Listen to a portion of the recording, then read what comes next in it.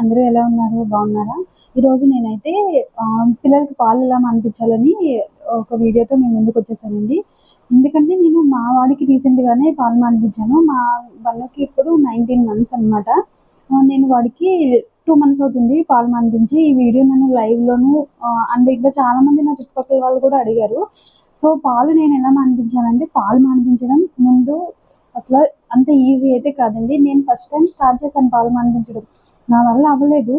కానీ నేను మధ్యలోనే డ్రాప్ చేసేసాను. అలాగా 4 డేస్ మానిపించడానికి ట్రై చేసి నేను మానేసి మళ్ళీ నెక్స్ట్ ఇంకా 1 మంత్ ఆగిన తర్వాత మళ్ళీ స్టార్ట్ చేశానండి. ఇక్కడ నేను మా హస్బెండ్ ఇద్దరమే ఉంటాం. పాలు మానిపించాలంటే మీకు ఇంకొకరి సపోర్ట్ ఖచ్చితంగా కావాలి. మీరు పాలు మానిపించాలంటే మీరు సింగిల్ వైఫ్ అండ్ హస్బెండ్ ఉంటే ఖచ్చితంగా మానిపించడం చాలా కష్టం అని చెప్తాను. ఎందుకంటే మనం వీక్ అయిపోతాం అప్పుడు. అండ్ వాళ్ళని ఊరుకోబెట్టడానికి, వాళ్ళు ఏడుస్తుంటే, వాళ్ళు సతాయిస్తుంటే వాళ్ళని కంట్రోల్ చేయడం అనేది మనకి చాలా కష్టం. నైటు, పగలు కూడా. అండ్ ఇంకొక విషయం నేను చెప్పాలంటే ఏంటంటే, మీరు పాలు మానిపించాలని ఫిక్స్ అయినప్పుడు ఇంకా దాని మీద స్టిక్ అయి ఉండాలి. వాళ్ళు ఏడుస్తున్నారు అని చెప్పేసి మీరు ఫీల్ అయిపోయి, బాధపడిపోయి పాలు మళ్ళీ వాళ్ళు గుక్కపెట్టి ఏడ్చినప్పుడు ఇచ్చారనుకోండి, వాళ్ళు పాలు మానడం చాలా కష్టం. నేనైతే ఫేస్ చేశాను. ఇది నిజంగా చెప్తున్నాను. నేనైతే పాలు మానిపిద్దామని స్టార్ట్ చేసి వాడు ఏడుస్తున్నాడు నైట్, పగలు అని చెప్పేసి నేనైతే నైట్ ఫీడింగ్ ఇచ్చేసేదాన్ని. ఫస్ట్ నైట్ ఫీడింగ్ ఇచ్చేదాన్ని. డే అంతా ఆపి కంట్రోల్‌గా డే అంతా ఉండేదాన్ని. నైట్ అయితే ఉండలేకపోయేదాన్నండి. నేను చెప్తున్నాను గదా! ఆ ఎమోషనల్ బాండింగ్ అసలు పాలు మానిపించే మదర్స్‌కి మాత్రం తెలుస్తుంది. పాలు మానిపించడం అనేది చాలా కష్టమైన పని. అంత ఈజీ కాదు అందరూ చెప్పినట్టు.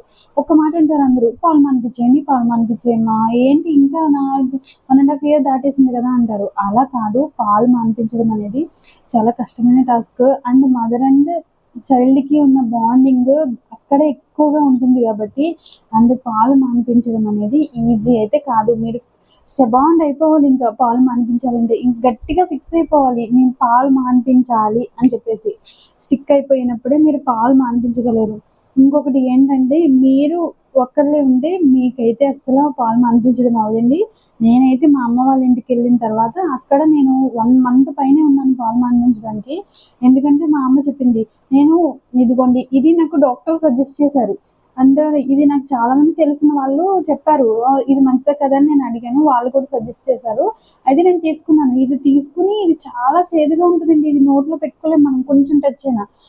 ఇది రాసిన మా వాడు ఏమైందంటే నేనే అంత చేదు ఎలా తాగగల నోట్లో పెట్టుకుంటే వామిటింగ్స్ అయిపోతున్నాయి పిల్లలకి అని చెప్పేసి నేను ఇది వాడలేదు. కాకపోతే ఇది చాలా యూజ్ అవుతుందండి.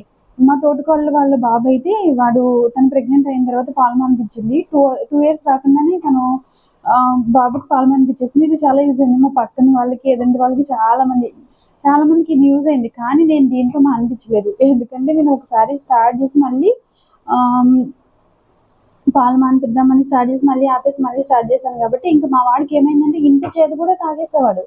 అప్పుడు మా అమ్మ ఏం చేసిందంటే కుంకుడుకాయ నానబెట్టుకొని కుంకుడుకాయని ఆహ్, మనం రొమ్ముకి ఏమవుతుందంటే కుంకుడుకాయ ఆరారుగా రాస్తూ ఉండాలండి. వాళ్ళెప్పుడు పాలడిగితే అప్పుడు ఇంకా దాన్ని వెంటనే రాసేసుకోవాలి. రాసేసుకొని అప్పుడు మనం రొమ్ము నోట్లో పెడుతూ ఉంటే అలాగా కంటిన్యూగా నాకైతే 1 వీక్ పట్టిందండి. 1 వీక్ పట్టింది. ఫస్ట్ ఏం చేయాలంటే మనం పాలు మానిపించాలంటే ఫస్ట్ పిల్లల్ని పక్కలో పాలిస్తూ పడుకోకూడదు.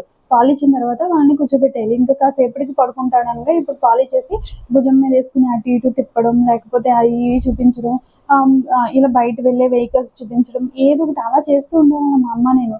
ఆ తర్వాత మా హస్బెండ్‌కి ఇవ్వడం, పాలు అడుగుతున్నాడు అంటే కాసేపు మా హస్బెండ్ అలా డైవర్ట్ చేసేవాళ్ళం.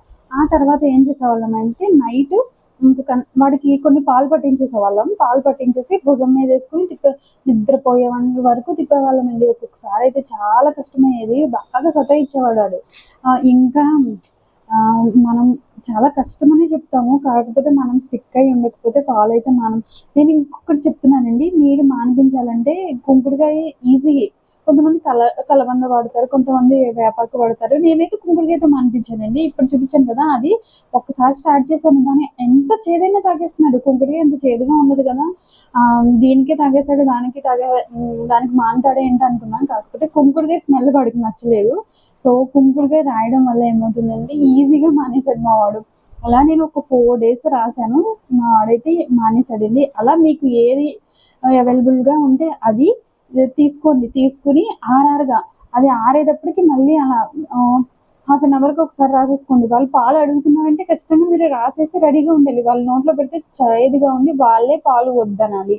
నాకు వద్దు చిచ్చి యాక్ అని చెప్పాలి. పాలు బాలేదు యాక్, పాలు ఇంక ఉండవు అని మోటివేట్ చేయాలి వాళ్ళని. అప్పుడు వాళ్ళు కూడా మా వాడైతే పాలు బాగోలేవు యాక్ తాగకూడదండి, వాడు కూడా యాకి వద్దు అనేవాడు తర్వాత. సో నేనైతే ఇలా మానిపించానండి. మీరు కూడా ఇలానే ట్రై చేయండి.